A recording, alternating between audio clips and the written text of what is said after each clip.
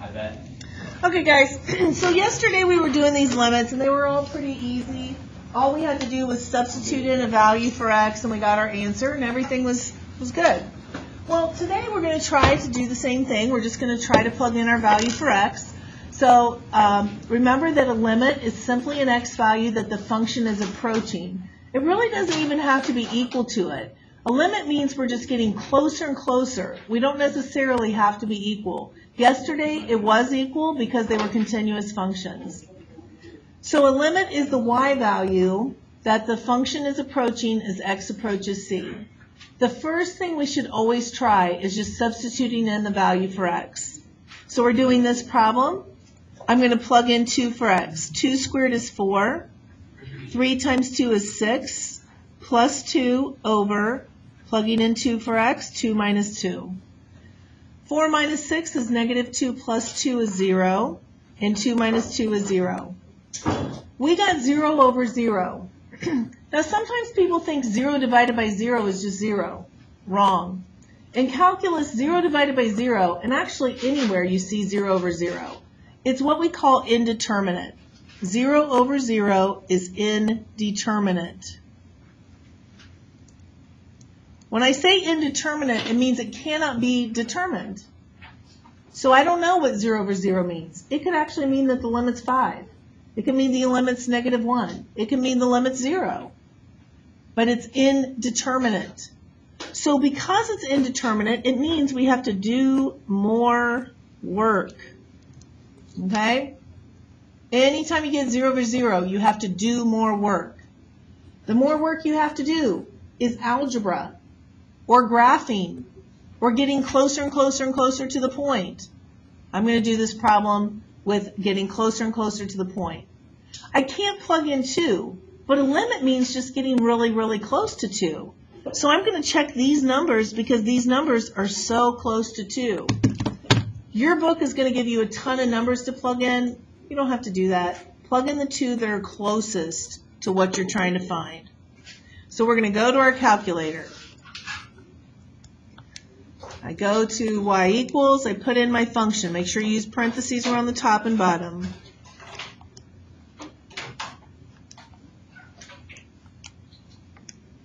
Once I have the function plugged in, I do a zoom 6 just to make sure I have my standard screen. Again, first thing I try to do, second, calculate a value when x is 2. Well, there's nothing there. See how it does not even give me a y value? What that means is that there's a small little hole in the graph, but it doesn't matter. There's still going to be a limit, because even if there's a hole in the graph, it's so small I can't even see it. Plus, a limit is just what we're getting closer to. So what I'm going to do then is I'm going to do second trace. I can't plug in 2, but what about plugging in 1.999? Well, it tells me the answer to that is 0.999. Well, just to be sure, now I'm going to do second trace, calculate a value for 2.001. I'm getting really close to 2. So that's 1.001. Well, what do you think the answer must be then for our limit? What are we getting close to? What's the y value we're getting close to? 1. The limit is 1. So even though there's a small little hole in the graph, we still have a limit at 1. Well, your book is going to tell you to do this. Write a simpler function that agrees with the given function at all but one point. All that means is to simplify. So I want to simplify this. All I have to do is factor the numerator. The top would factor down into x minus 2 times x minus 1. The denominator is x minus 2. So these would now cancel. So here is the function that would agree at all but one point. Y equals x minus 1.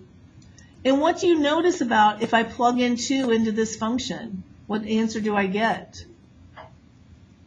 1, which is our limit, right? So this is a numerical way to find a limit. Plugging in numbers will find the limit. But also algebra can help us to find the limit. All right, let's look at this one. This is a very complicated one. I plug in 0 for x. I get 0 on the top. 0 plus 1 is 1, square root is 1, 1 minus 1, 0. I have to do more work. So I'm going to plug in numbers that are really close to 0. I want to plug in 0, but it doesn't work. So I plug in numbers close to 0. I don't want to do that by hand, so we'll get our calculator. X divided by radical x plus 1. Oops, I forgot my parentheses. Make sure you put those in.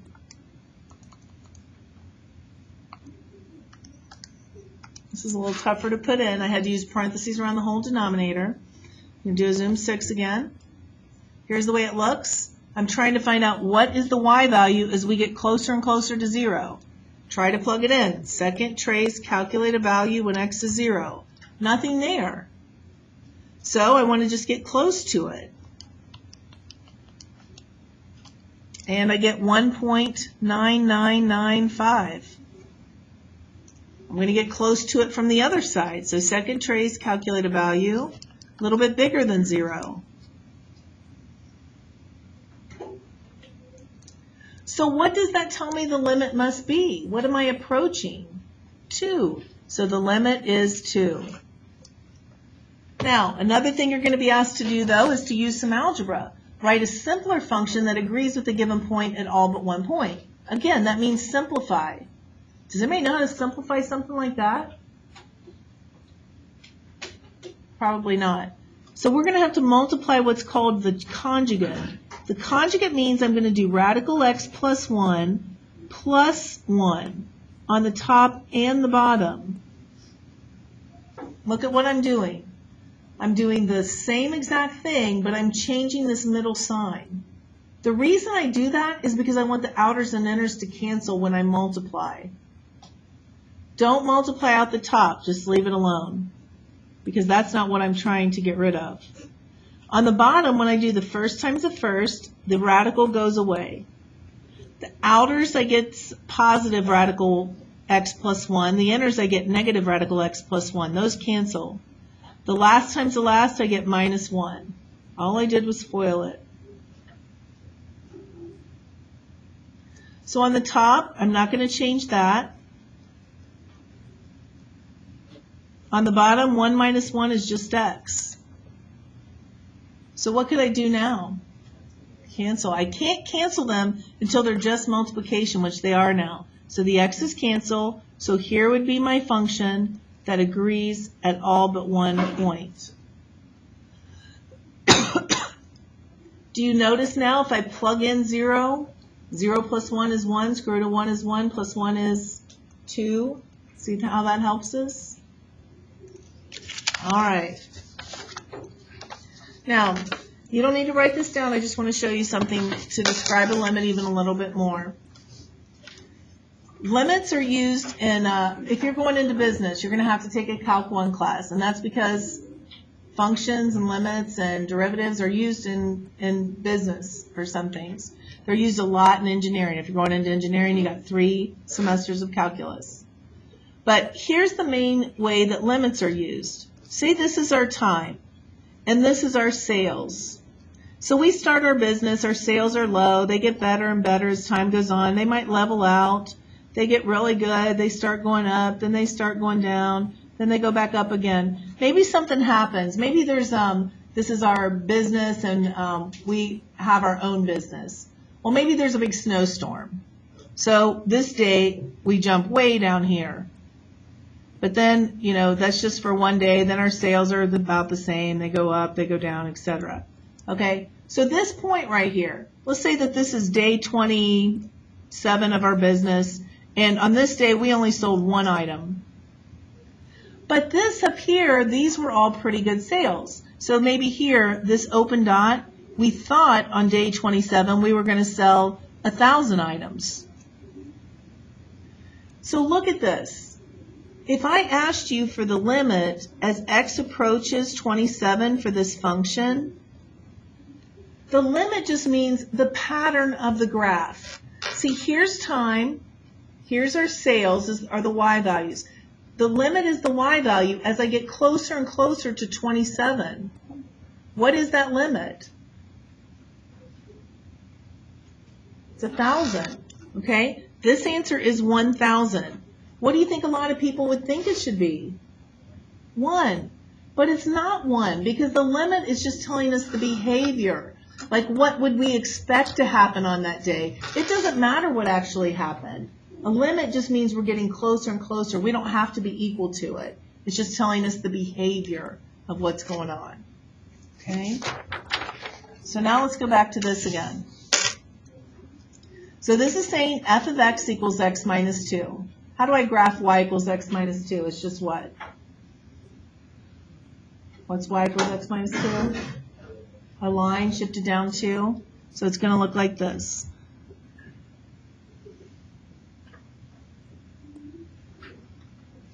But at 2, I'm sorry, when x is 3, I'm not supposed to graph it. It says graph the line, but not at x equals 3. If I plug in 3, I get 1. So at 3, 1, there's this tiny open dot here. And then it says if x does equal 3, put a closed dot at 4.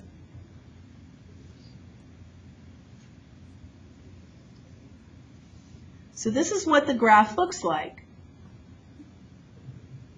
At 3, we have this little open dot because it says don't graph that at 3, but what it would have been is 1. But then it says when x is 3, actually plot the point 4. Now look at the question. The limit as x approaches 3. What's the answer, guys?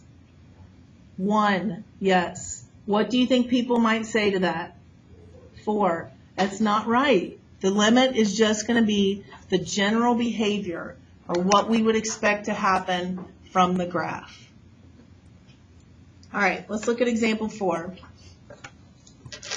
I'm sure none of us knows how this graph is going to look, the sine of 1 over x. So let's put it into our calculator.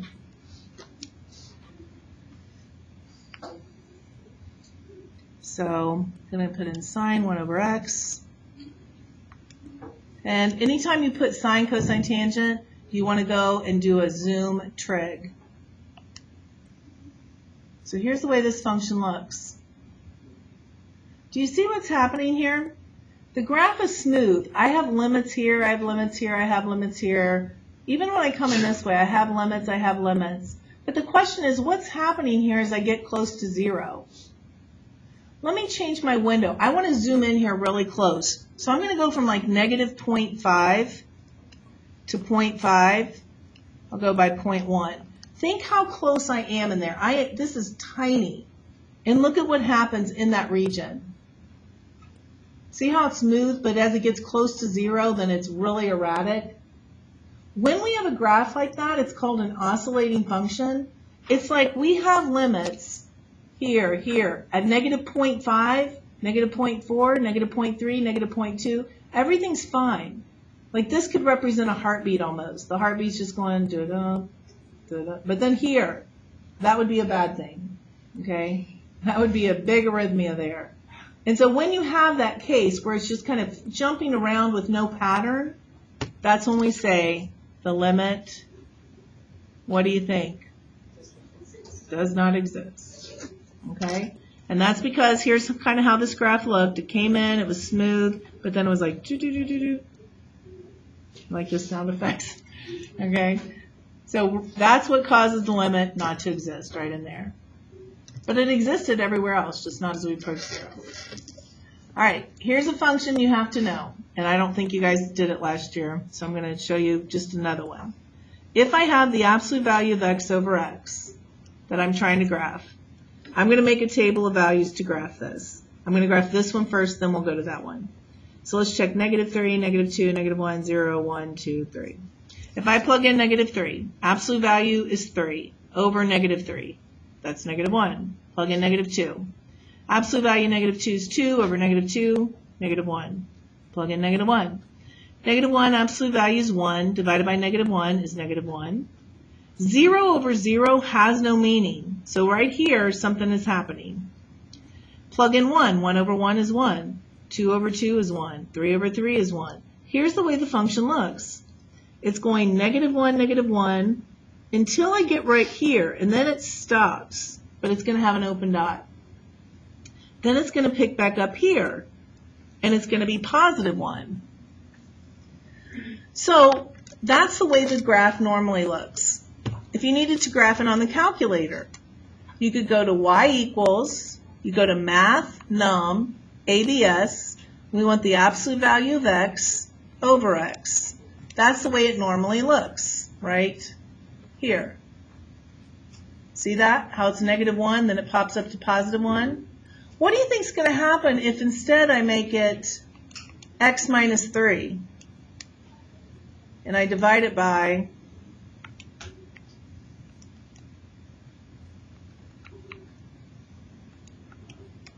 any ideas what that is going to do, what kind of shift it is? It's not up. I'm replacing the x with x minus 3, so it's going to go to the right 3. So here it is. It's going to get shifted to the right 3, and I need to do a zoom 6 for you to see that. So here it is, shifted to the right 3 units. So here's the way this one's going to look. It's going to be -1 until I get to 3, and then it's going to jump up to positive 1. All right? Now, remember our definition of a limit. As I approach from this side and as I approach from this side, I have to be approaching the same number. Am I approaching the same number? What am I approaching? What y value is this one approaching? Not x, the y value. -1 is the y value I'm approaching. What about here? What's the y value I'm approaching? 1. Did you say the same number?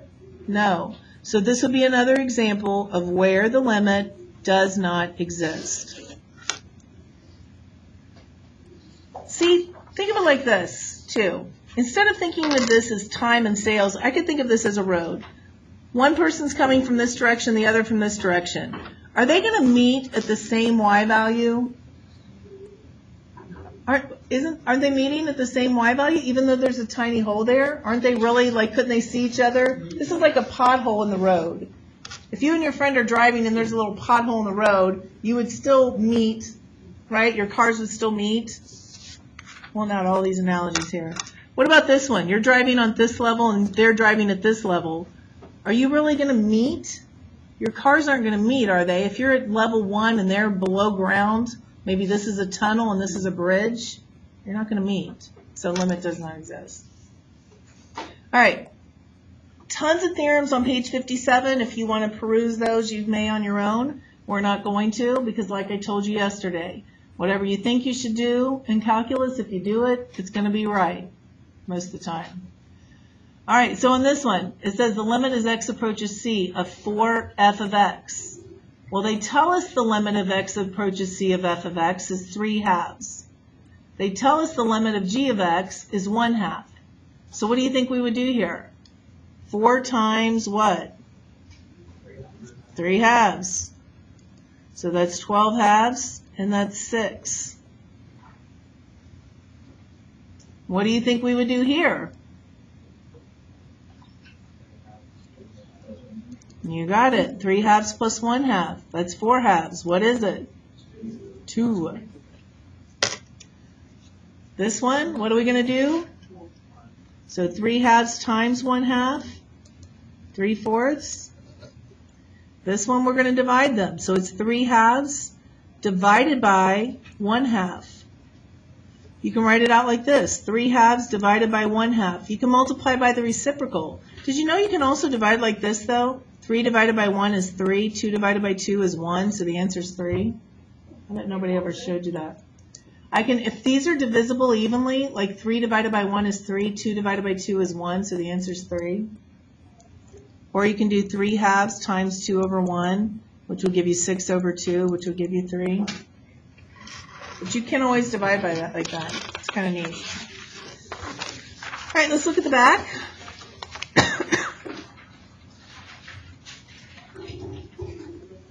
All right, so solving limits analytically. Analytically is one of the ways we can do it. We can solve limits numerically. This is the way we do limits. Numerically, that's what we did yesterday, that easy assignment, where all you had to do is plug in the number. But if numerically doesn't work, we might have to use analytically. Analytically is just algebra. There's a lot of different algebra methods you can use. And then if these don't work, or if it's easy to graph, you can do graphically.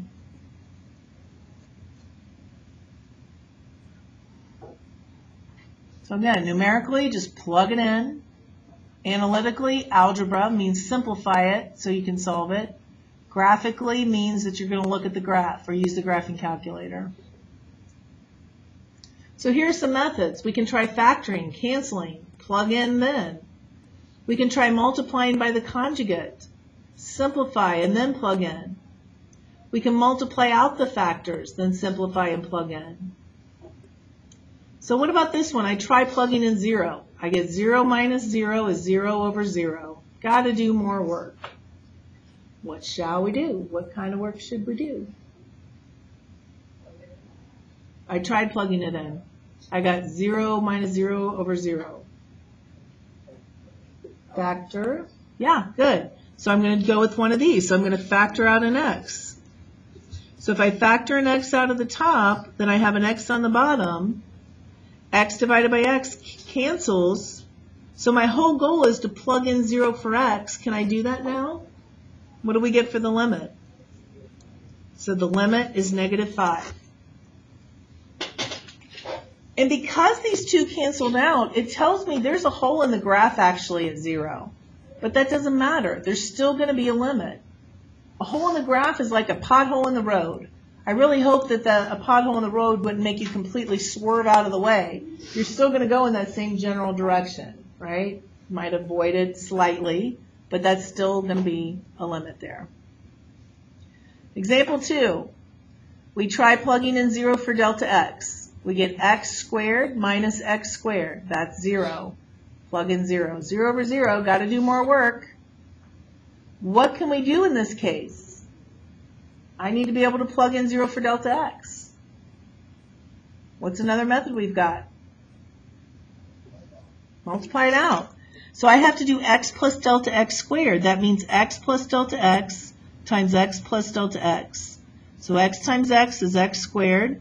The outers give me an x delta x. The inners give me an x delta x. So what's that going to give me then?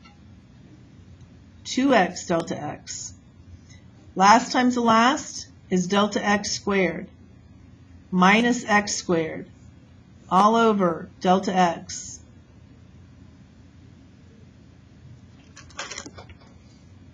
I still want to be able to plug in 0 for delta x, and I can't right now, but let's see what I can do.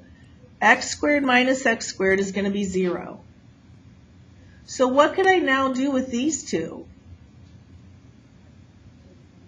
Take out a delta x, right? So I take out a delta x, and I'm left with 2x plus delta x over delta x. I still have this limit.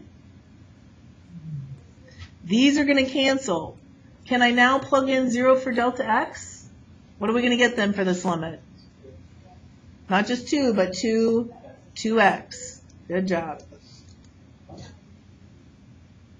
All right, last one here.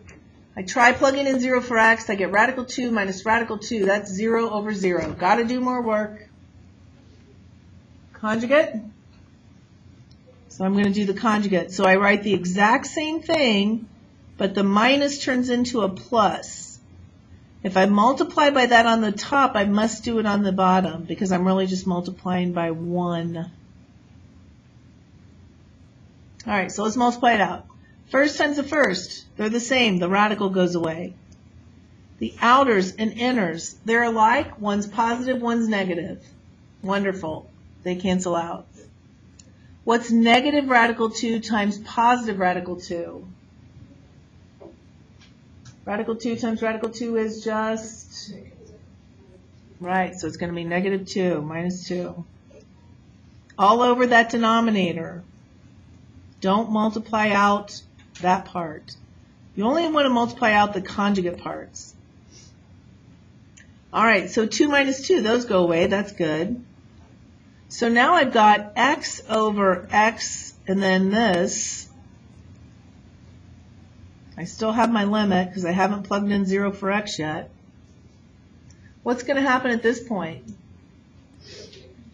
X's cancel. So what do I have left on the top? 1.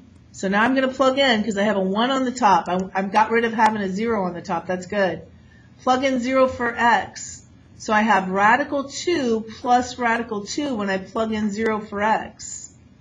What's radical 2 plus radical 2? It is 2 radical 2. People have been saying 2 on that, but it's 2 radical 2.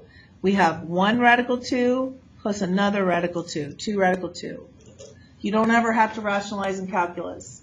They don't make people rationalize on the AB calc test, so I'm not going to make you do it either.